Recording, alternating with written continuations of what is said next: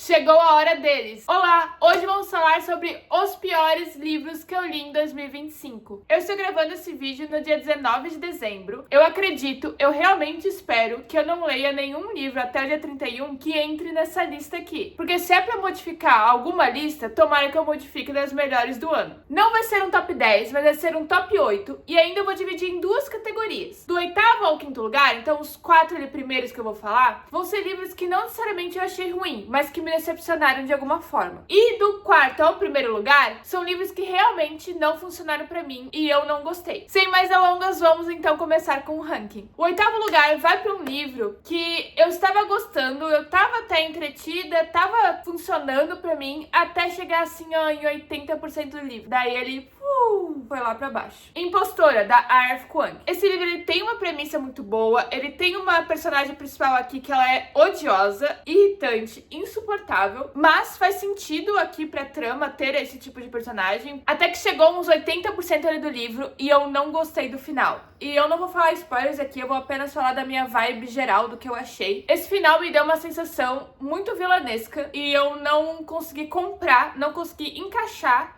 esse final com o resto da trama. Me tirou completamente da história e por isso ele tá aqui como uma das decepções do ano. Ele não é um livro ruim, longe disso, mas pra mim não deu muito certo o final. O sétimo lugar é meio que um livro 8 ou 80. Ou ele funciona pra ti, ou ele não funciona. Que é O Alquimista, do Paulo Coelho. Esse livro, pra funcionar, tu tem que estar num estado de espírito. Ele tem que te tocar a alma pra você se sentir conectado com a história. E isso não aconteceu comigo. Eu tenho certeza que esse livro vai funcionar pra muita gente, porque a mensagem dele é muito bonita, que você tem que ter coragem pra dar esse grande passo, esse grande salto, pra fazer algo que te faça feliz, pra aproveitar a jornada da sua vida e conhecer o que faz você feliz. Mas é aquela coisa, o jeito que ele escreve, ele tem que te tocar, porque senão não vai funcionar. Eu li como audiolivro na Audible. Ele é um audiobook bem curtinho, acho que é 4 horas e pouco. Então não deixem de conferir esse livro. Não é porque não funcionou pra mim que não vai funcionar pra você. E eu espero genuinamente que ele te toque do jeito que ele deveria ter me tocado. O sexto lugar vai pra um livro que eu li pra Favoin aqui em outubro e que depois que eu fechei esse livro, eu basicamente nunca mais pensei nele. E eu lembrei dele quando eu tava vendo a lista dos livros que eu li esse ano pra montar essa piores e melhores de 2025. O Médico e o Monstro. Eu tenho plena certeza que quem estragou esse livro pra mim foi eu mesma, foi as minhas expectativas. Ele ficou bem ali no meio, bem no qualquer coisa pra mim, sabe? Esse livro ele tem uma discussão boa, que é o bem e o mal dentro de um mesmo indivíduo, que você não é inteiramente bom nem inteiramente mal. Você tem nuances ali do bem e do mal dentro de você. E também Londres aqui é quase como se fosse um personagem. É como se Londres carregasse os segredos ali de todos os homens dessa história, porque tudo acontece de madrugada, no meio da névoa,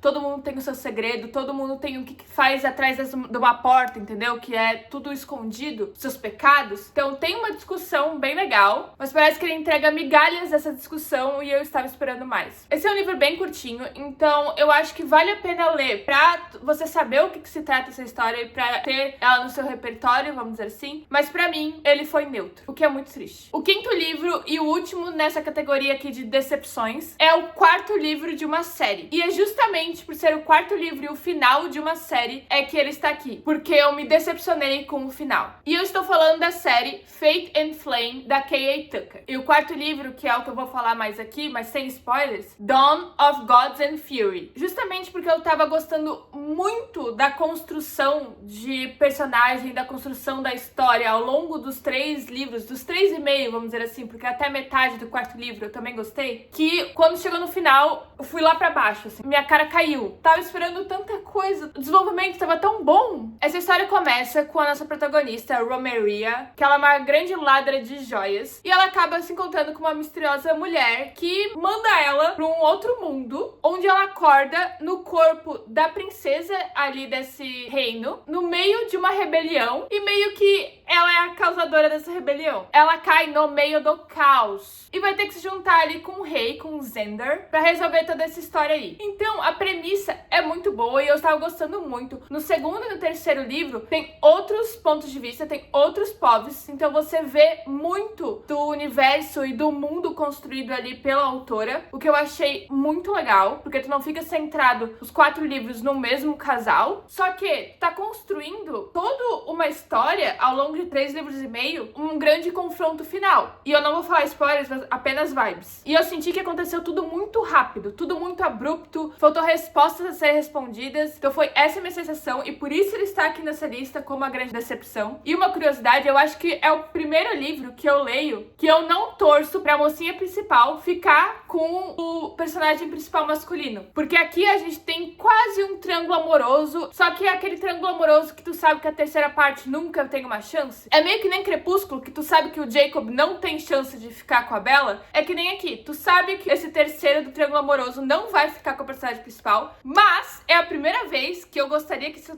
tivesse acontecido. Que a química dos dois é muito melhor do que a química da personagem principal com o rei, o Xander. Então eu achei isso muito curioso e muito interessante pra acabar assim. Agora vamos para os 4 livros que realmente não funcionaram pra mim e cada um tem o seu motivo. O 4º lugar vai pra The Dead Romantics, da Ashley Poston. Aqui no Brasil já tem um livro lançado e ficou como O Amor Não Morreu. Eu achei a personagem principal totalmente insuportável. Eu não consegui me conectar com ela, logo eu não consegui acreditar muito no romance entre os dois. E o pior é que eu gostei muito do início da história porque ele envolve fantasmas. O problema é, eu sabia como ela ia resolver essa história nas primeiras páginas do livro. Eu já sabia o que ia ser o grande plot twist. Eu sabia como poderia ter sido resolvido isso lá no início do livro. E que as desculpas que a autora fez pra esse plot twist acontecer só lá no final da história, pra mim foi como se fosse enrolação. Eu não gostei dos questionamentos que a personagem principal faz na cabeça dela. Eu não gostei de como o raciocínio dela funciona. Porque tu pode até não gostar do personagem principal e gostar da história em si, do enredo. Mas é que nenhum nem outro. Ainda mais que romance, se você não se conecta com os personagens principais, é muito difícil você gostar realmente do romance em si, né? Todos os livros são subjetivos, né? Mas o romance, ele é muito porque depende muito da sua vivência